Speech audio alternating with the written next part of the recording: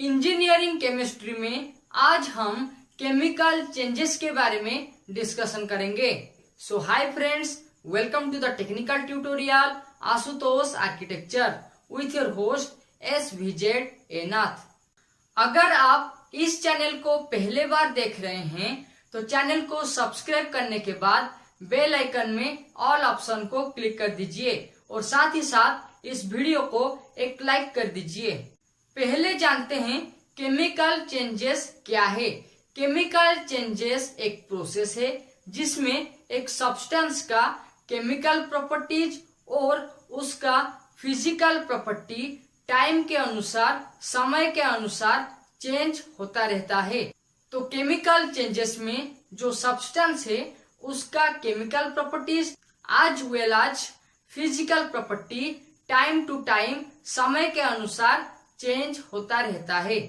Substance में जो chemical changes होता है उसे इमीडिएटली नोटिस किया जा सकता है या फिर केमिकल चेंजेस को कुछ समय के बाद नोटिस किया जा सकता है या फिर सब्सटेंस में जो केमिकल चेंजेस होता है उसको नोटिस नहीं किया जा सकता है।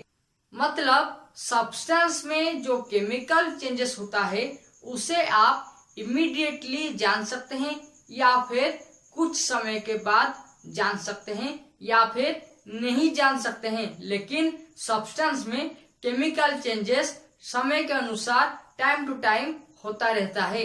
यहाँ पे हम 3 ठो एग्जाम्पल के माध्यम से केमिकल चेंजेस को ऑब्जर्व करेंगे। पहला जो एग्जाम्पल है वो है कुकिंग ऑफ राइस।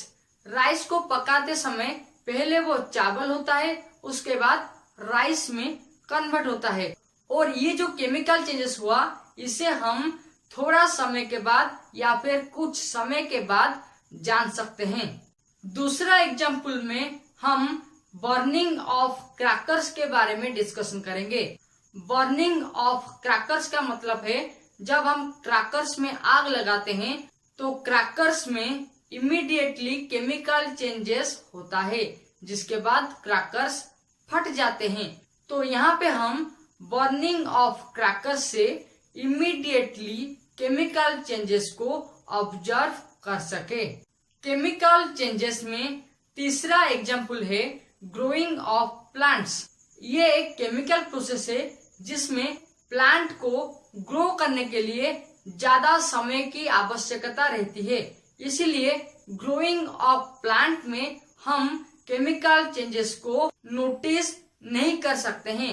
कब प्लांट छोटा था और कब बड़ा हो गया, लेकिन प्लांट बड़ा होता है, प्लांट में केमिकल चेंजेस भी होते रहते हैं, लेकिन जो केमिकल चेंजेस होता है उसको हम नोटिस नहीं कर सकते हैं। एक सब्सटेंस में केमिकल चेंजेस को ऑब्जर्व करने के लिए वही सब्सटेंस का कलर, पोजीशन, साइज, टेम्परेचर इसको कंसीडर करने के बाद नोटिस किया जा सकता है। मतलब एक सब्सटेंस में केमिकल चेंजेस हुआ या फिर नहीं, कितना हुआ कितना नहीं, उसको जानने के लिए वो सब्सटेंस का टेम्परेचर कितना है, राइज हुआ है या फिर डिक्रीज हुआ है, उस सब्सटेंस का कलर क्या है, उस सब्सटेंस का साइज क्या है और उसी सब्सटेंस का पोजीशन के बारे में अगर हम ऑब्जर्व करेंगे तो हम एक सब्सटेंस में जो केमिकल चेंजेस होता रहता है उसे जान पाएंगे। अब हम chemical changes and physical changes के बारे में डिस्कशन करेंगे। केमिकल चेंजेस क्या है, केमिकल चेंजेस में क्या होता है और फिजिकल चेंजेस क्या है, फिजिकल चेंजेस में क्या होता है उसके बारे में डिस्कशन करेंगे। अगर आपको ये वीडियो नॉलेजेबल लगता है तो वीडियो को एक लाइक कर दीजिए, साथ ही साथ चैनल को सब्सक्राइब करने के बाद बेल आइकन में ऑल ऑप्शन को क्लिक कर दीजिए। केमिकल रिएक्शन के दौरान कुछ सब्सटेंस में ओनली फिजिकल प्रॉपर्टीज में चेंजेस होता है जिसे फिजिकल चेंजेस कहा जाता है।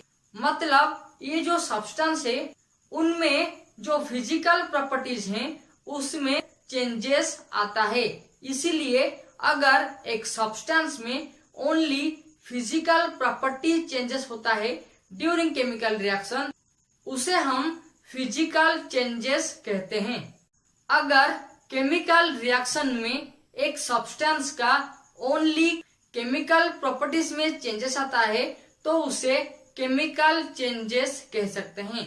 यानी कि जो सब्सटेंस है अगर उसमें जो केमिकल प्रॉपर्टीज है उनमें जो बदलाव आता है या फिर चेंजेस आता है, उसके बाद जो रिएक्शन का जो रिजल्ट है हम ये कह सकते हैं कि सब्सटेंस में केमिकल चेंजेस फॉर्मेशन हुआ है।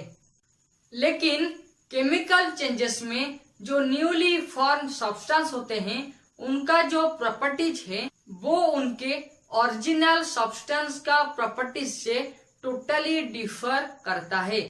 मतलब केमिकल चेंजेस में जो सब्सटेंस है उसका पहले जो प्रॉपर्टीज था वो केमिकल चेंजेस के बाद बदल जाता है या फिर टोटली डिफरेंट हो जाता है। ये केमिकल चेंजेस को हम एक एग्जाम्पल के माध्यम से जान सकते हैं। मान लीजिए एक कोल है जिसको बर्न करना है। बर्न करने से पहले कोल एक सॉलिड फॉर्म में था, जबकि बर्न करने के बाद कोल कार्बन डाइऑक्साइड में कन्वर्ट हो गया। तो केमिकल चेंजेस के दौरान मतलब बर्निंग के दौरान कोल का जो प्रॉपर्टीज है वो चेंजेस हो गया। बर्निंग से पहले कोल का प्रॉपर्टीज जो था, बर्निंग के बाद कोल का प्रॉपर्टी कार्बन डाइऑक्साइड के साथ बदल गया।